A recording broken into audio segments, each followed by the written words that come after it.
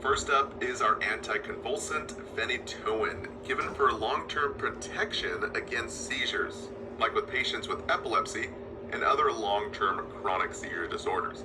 Now the key word here is long-term, so it lasts longer in the body, and patients can get very toxic. So the memory trick is we call phenytoin phenytoxic, since like most toxic drugs, the max range is 20, and that's the number to know for the NCLEX.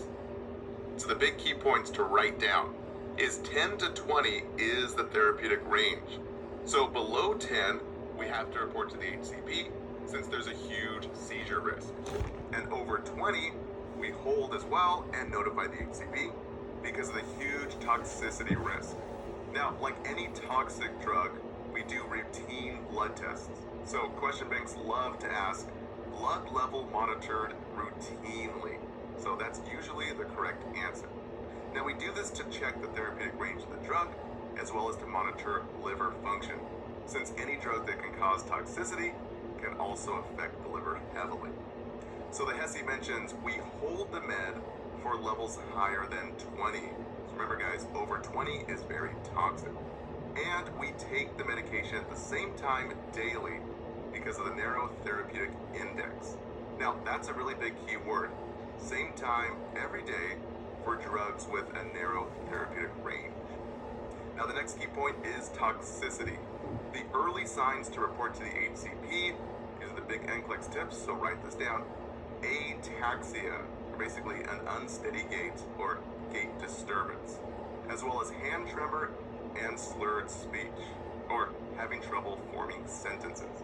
So just think, phenytoin is phenytoxic. You can't talk and you can't walk. So phenytalk or phenywalk if you're phenytoxic. Now for the other adverse effects, the key word here is suicidal ideations and skin rash that are new and painful. These are typically priority, since it could indicate Stevens-Johnson syndrome. So we report these to the HCP immediately. Now some expected side effects. We expect to have bradycardia and hypotension. Since it's a CNS depressant, we expect to have low and slow vitals. Now the big key point here is gingival hyperplasia, huge NCLEX tip. Fancy words for overgrowth of gum tissue around the teeth, resulting in big gums that bleed very easily. Again, this is to be expected, so we don't stop the drug for this. 40% of students got this wrong and wanted to stop the drug for this. You guys remember, don't stop. Big gums are completely normal. So we teach the patients good dental hygiene with a soft bristled toothbrush. The big thing here is soft toothbrush. And regular dentist visits and follow-up visits. So ATI says that you teach patients to inform the dentist that they're taking phenytoin. And the HESI mentions perform or assist with oral care every shift. And a skin rash and fatigue and dyspnea are priority.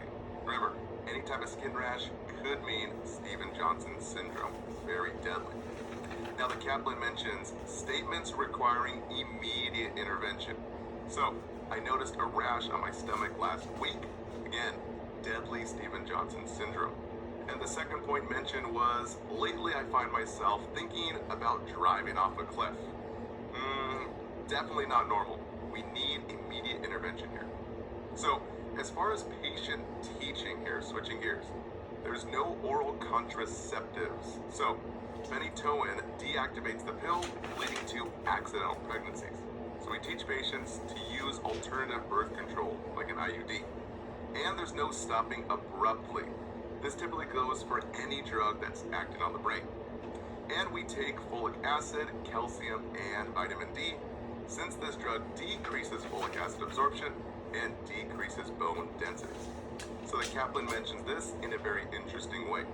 Encourage foods such as milk, cantaloupe, and kale.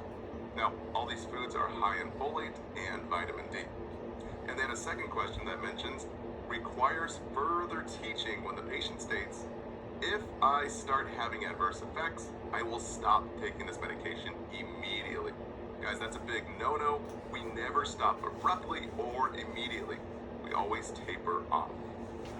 Now, as far as administration, one question bank stressed the importance of phenytoin with 2 feedings, stating it can decrease the absorption as well as cause seizures. So, big keyword here. Stop 2 feedings 1 to 2 hours before and after administration. This was mentioned multiple times as a priority, since 2 feedings can interfere with the absorption and decrease phenytoin effectiveness. So guys, we always administer the medication correctly. So for 2 feedings, we flushed with 30 to 50 mLs of tap water before and after the drug is given. And then normal saline is not required. So tap water is okay. Now as far as IV administration, we always flush the IV with normal saline before and after giving this drug. Now lastly, don't let the NCLEX trick you here. So here's 3 points that students usually get tripped up on. So again, gums typically bleed, and that's to be expected because of the overgrowth of the gum tissue, but not the face. So there's no need to use an electric shaver. And secondly, there's no metallic taste. That's typically for metronidazole. 30% of students chose this as an expected side effect. And lastly, there's no photosensitivity. 50% of students wanted to think that phenytoin caused photosensitivity and wear sunglasses outside. But guys, no, that's not the case here. Now our second drug for anticonvulsants is levetiracetam, given to prevent and treat seizures for those that are at high risk, like those following a brain tumor or surgery or trauma on the brain, which can increase intracranial pressure. This is often preferred over phenytoin due to the minimal drug-to-drug interactions. Now the big common side effects, like phenytoin, it's a CNS depressant, so we get a low and slow body with drowsiness and fatigue. Now the major adverse effects, just like phenytoin, we get the double S's here: suicidal thoughts and Stevens-Johnson syndrome. So we report any key words like new anxiety, new agitation, depression, or even mood changes. And for Stevens-Johnson's, we report rash, blistering, and even muscle joint pain, and even conjunctivitis. Now the big key point is for the patient teaching in terms of driving. So we have to get permission from the HCP and follow transportation department guidelines, since this drug can cause drowsiness and fatigue, which is common in the first 4 to 6 weeks when starting the medication. So guys, don't let the NCLEX trick you. Always be sure to get driving permissions. Now for the big cholinergics, we have neostigmine and pyridostigmine. These are given to patients with MG, that myasthenia gravis. These clients get too dry and in result lack mobility and lack the strength to move, since they have tons of muscle cramping. So we call myasthenia gravis dryasthenia gravity, since the lack of strength and mobility, like a big weight, is weighing on them. Now, this is sort of like a Tin Man from Wizard of Oz, who needs to be lubed up to move. So clients in the same way get so dry that they can't see, pee, spit, or poop, and even move. So we basically get massive anticholinergic effects with myasthenia gravis, dryasthenia. So with neostigmine, this drug helps to lube up the body with secretions. So whenever you check, just think stigmine or stigmine. Secretions are mine with the stigmines. And so the body gets super wet and wild. Now the big side effect to note is this drug can work too well and add too much secretions with the stigmines, causing a huge flood of fluid inside the body. It's kind of like secretion faucets are held wide open, so the patient gets wet and wild like a water park. Yoo-hoo! Now this is called a cholinergic crisis. Basically, cholinergic crisis is a secretion crisis with a cholinergic crisis. We see lots of C, lots of P, lots of spit, and lots of poop. So basically, an increase in pupil constriction. We get a lot of tears called lacrimation. Salivation, we have drooling, and sweating, we have diaphoresis. And as far as poop, we get a lot of diarrhea and even some nausea and vomiting. Now to stop this cholinergic crisis and to turn off these secretions, we just give an anticholinergic. Just think it's anti-secretion with an anticholinergic. So the antidote to know is atropine, the most famous anticholinergic here. So just think atropine ends in tropine or tropine. So think you can't pee with the tropine. These anticholinergics work by turning off the PNS, that rest and digest, to stop the secretions, and turn on the SNS, that fight and flight, which makes the heart rate go crazy high. Now, what did the HESI have to say about the stigmines? Well, the first thing they had to say was, we anticipate the drug to treat this myasthenia gravis is neostigmine. And secondly, a patient being managed for myasthenic crisis develops asthma, we have to decrease or discontinue this pyridostigmine. Now, you have to be thinking to yourself, why though? Well, just think about the patho here. Asthmatics, we have bronchoconstriction, very tight lungs. The last thing we really want is wet and wild lungs. So we want to turn off that faucet and discontinue the wet. Now the last 2 points that HESI mentioned is a patient with anticholinergic toxicity, we give phosphostigmine. So it works both ways here. If we have too much dry with an atropine, we give the wet secretions in the stigmines. Now the last point here was medication effectiveness of a stigmine. So absence of muscle cramps and adequate vision without diplopia. So just think of the main Tin Man from The Wizard of Oz. We want our patients to get looped up and walk around without muscle cramps and have more movement as well as correct vision here. Now the ATI had mentioned about adverse effects. We get pupil constriction, difficult with visual accommodations, as well as atropine is given for cholinergic crisis caused by excessive amounts of neostigmine. And lastly, the Kaplan states that client with pyridostigmine having salivation, lacrimation, and urination, we notify the HCP.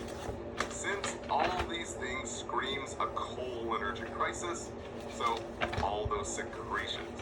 So guys, just remember for your exams, stigmines or stigmines cause too much secretions from all that cholinergic effects. Now let's start with the migraine medications. We have sumatriptan, given to treat migraines and cluster headaches by causing vasoconstriction inside the cerebral blood vessels, basically the blood vessels in the brain. Now you can probably already guess that vasoconstricting in the brain vessels can cause some serious dangerous situations. So with any drug, we always ask ourselves, what's the worst case scenario? Or basically, what kills this patient first? In this case, we're already thinking a clot in the brain, aka a stroke, or even a clot in the heart, since it can cause vasoconstriction all over the body. So the big contraindication with sumatriptan is we can't give it to patients with CAD, that coronary artery disease, with already narrowed heart vessels. And we can't give it to uncontrolled hypertension due to the vasoconstriction property. This could cause hypertension crisis, angina, and even an MI. Now the key point to write down is we screen for history of uncontrolled hypertension, and we have to report it to the provider. Now even ATI mentioned we have to teach the patient to report angina or coronary vasospasms. So this medication again can cause constriction in the blood vessel, worsening hypertension and worsening angina. Now our second migraine drug is ergotamine. Now it works very similarly to sumatriptan by constricting the cerebral blood vessels. So once again, we see the same type of side effects here. So ATI mentioned the indication is for migraine headaches, and we teach the patient to take 1 tablet immediately at the onset of headaches. And the HESI mentions ergotamine, the priority finding is pale extremities. So that's really the biggest key word there. Any type of pale body means we have a lack of perfusion. So guys, just look at these keywords for the NCLEX. So pale body, lack of perfusion. In this case, it could be a clot from too much vasoconstriction. So we have to instruct the patient to go seek medical attention immediately based on this finding. Now for the big Parkinson's drugs, we have carbidopa and levodopa. Guys, this is the #1 drug to know for the neuro section. mentioned heavily in all the question banks. So to simplify this immensely, before diving into this drug, let's recap the pathophysiology real quick. So Parkinson's disease, we have low dopamine and high acetylcholine, with the formation of abnormal protein clusters called Lewy bodies in the brain. This results in clients getting jittery movements, like muscle tremors, muscle rigidity, and a lot of slow start and stop motions, like a shuffling gait, and even pin rolling of the fingers, and other unsteady movements. These movements are known as bradykinesia. So the memory trick we use for Parkinson's, just think of a park in Parkinson's. Technically, there's no dope allowed in the park, like no drugs kind of allowed in the park. So there's no dopamine in Parkinson's. And for the signs and symptoms, it's kind of like parking a car with Parkinson's for the first time. So a lot of jittery movements, starting and stopping motions like you're pushing the brake in bradykinesia for bradykinesia. So just think, if you have low dopamine, this means low movement. And more dopa means more movement. That's why we say you can't jump rope if you don't got dope. Or you can think, you want to jump rope? Well, you need to get more dope. So we give levodopa, which leaves the dopamine inside the brain, and carbidopa, which prevents the breakdown of levodopa, allowing the body to use it more. So just say to yourself, carbidopa conserves more dopamine, and levodopa leaves more dopamine in the brain. Now the HESI mentioned two things about levodopa. It's the main drug for Parkinson's treatment, and it's a dopamine precursor. Now for adverse effects, we get hallucinations known as psychosis, as well as orthostatic hypotension, that dizziness upon standing, resulting in falls. So we have to teach our patients those slow position changes. Now as far as administration, we started a low dose to prevent those big adverse effects. And since prolonged use can lead to toxicity, we have to start slow. Now the first sign of toxicity is dyskinesia, which is spontaneous or involuntary movement, kind of like tics. So just think to yourself, if we got too much dopamine, we have too much movement here. So we get face or eyelid twitching, even tongue protrusions, and face grimacing. We have to report this to the HCP since it's not normal. Typically it means that the patient is toxic. Now for the key points for patient teaching. This drug has a slow onset, typically taking 2 to 6 weeks to become fully effective. So typically this is true for any type of drug that's acting on the brain. It starts slow. And the second thing is slow position changes from that orthostatic hypotension. And the last point here is red and brown urine, sweat, and saliva is completely normal. So discoloration is normal. Huge NCLEX tip there. This is completely normal and doesn't need to be reported to the HCP or provider. Now for the big no-nos that are not normal here. Big one to write down is no high protein meals. That's the biggest NCLEX tip. So protein interferes with the absorption of levodopa. So just think, if you're on levodopa and carbidopa, you have to leave the protein with levodopa and just carb it up with carbidopa. Now the second point here is not elimination of tremors or rigidity. We're only decreasing this. Big NCLEX tip. So as a general test strategy, no drugs acting on neurotransmitters in the brain, or even hormones for that matter, will ever 100% cure the patient. So these typically are lifelong drugs. So be very careful with words like cure or eliminate. They usually indicate that this drug will 100% resolve the disease, which it does not. Now lastly, we never stop abruptly. This could cause a crisis where you have complete loss of movement.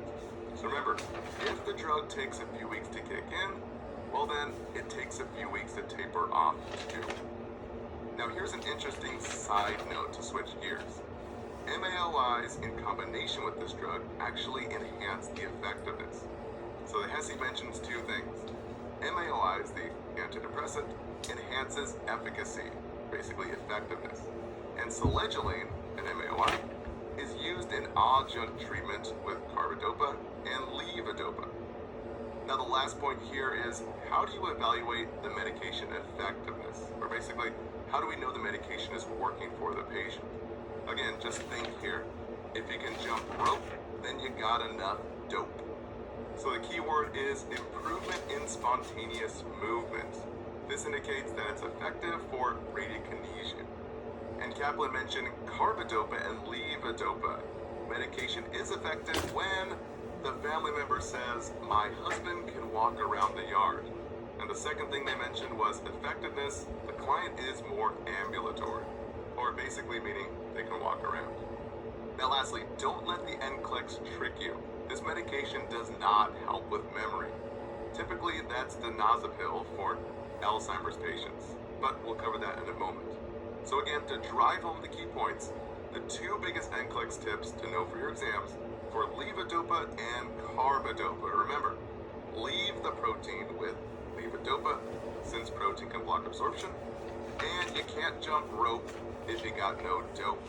So remember, more dopamine equals more improvement with movement. Now for anticholinergics, we have benztropine and atropine, given for a lot of different reasons, from speeding up the heart rate to turning off secretions in a cholinergic crisis. So the big thing here is don't get tricked. Anticholinergics are anti-secretions. We get really dry. So just think tropines, we have no P with the tropine. So all anticholinergics, we can't see, can't pee, can't spit, and can't poop. Now, cholinergics lead to more secretions, so we get really wet, like stigmines, which we call stigmines, the secretion drugs. So guys, just remember those things and you won't get tricked. Now, tropine-ending drugs are given to neurological patients mainly to treat the tremors, like with clients with Parkinson's, where we have too much secretions from that acetylcholine.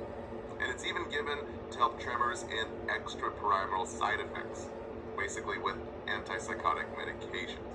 So the key word here is tremors. So just think the T in tropines we give to treat the T for tremors in neuro patients. Now the mechanism of action is pretty simple. It does this by drying up the body, kind of like flicking a light switch.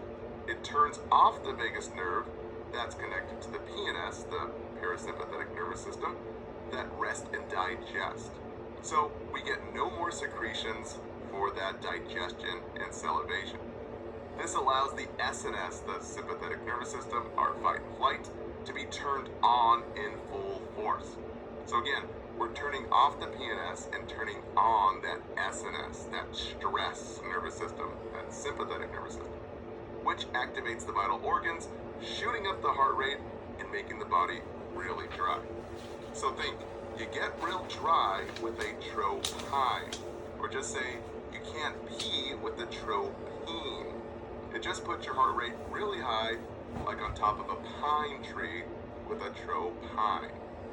Now the key words to focus on, once again, it's given to treat those extrapyramidal side effects like dystonia, and even Parkinson's tremors like that bradykinesia, specifically muscle rigidity and shuffling gait. Remember, tropine treats the tremors like bradykinesia and that dystonia, those abnormal movements of the face, neck, and trunk. Now, don't let the NCLEX trick you here. No, it does not treat signs and symptoms of psychosis like delusions. We're only treating the tremors here. Again, the T in tropine, just think T for tremor treatment. Now the next key points are for contraindications. We do not give anticholinergics to any client who's already dry or who has fluid retention, since this can make the condition worse. Now, one question bank stressed the important point, when to give atropine. So, atropine may precipitate acute glaucoma. So clients with glaucoma, you have to notify the HCP, and we can't give it. And lastly, no BPH patients have benign prostate hypertrophy, or even urinary retention patients. The most serious thing is we have to notify the HCP again, for any urinary retention. So the memory trick we use is BPH, a big prostate that holds back urine. No anticholinergics are given to these 3 patients. Now lastly, Hesse mentions this in terms of patient teaching. So first, teaching the patient to notify the HCP